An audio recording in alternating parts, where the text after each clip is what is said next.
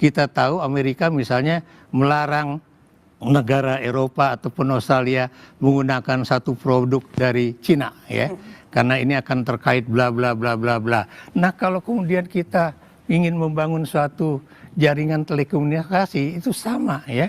Kemudian kalau Anda perhatikan juga, ya, kalau misalnya Amerika itu punya suatu kebijakan yang melarang suatu ekspor semikonduktor, ya, kepada, memang dia tidak menyebutkan nama, tapi dia bilang the third party.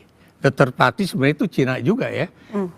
Misalnya kalau ingin membangun jaringan telekomunikasi, itu juga harus tanya sama Amerika, boleh nggak gitu. Kemudian kalau Anda perhatikan lagi, ya, tadi soal yang tadi Anda bilang, misalnya Anda bilang kita kalah, ya. Kita bukan kalah, diinjek-injek, kita memang benar-benar nggak punya kemerdekaan. 280 juta orang Indonesia tidak lagi memiliki suatu kemerdekaan, apa yang disebut dalam, kalau saya dulu masih di Lemhanas, disebut Ipolexosbud Hankam. Nggak punya lagi. Kenapa nggak punya lagi?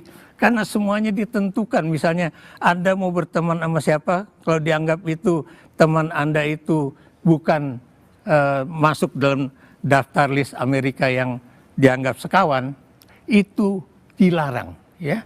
Dan kemudian kalau Anda masuk nanti, kalau kita masih bicara dengan apakah kita mau aktif di BRICS atau tidak, Anda tahu salah satu pasal yang terkait dengan BRICS, itu makanya kenapa negara-negara itu takut bicara soal itu, karena ini juga akan menjadi suatu hal yang juga digunakan oleh Amerika untuk meningkatkan misalnya tarif dan sebagainya. Kalau kita memang benar-benar mitra, most favored nation tadi yang Anda katakan itu, harusnya Amerika juga menggunakan apa yang digunakan oleh negara-negara yang masuk dalam kategori most favored nation.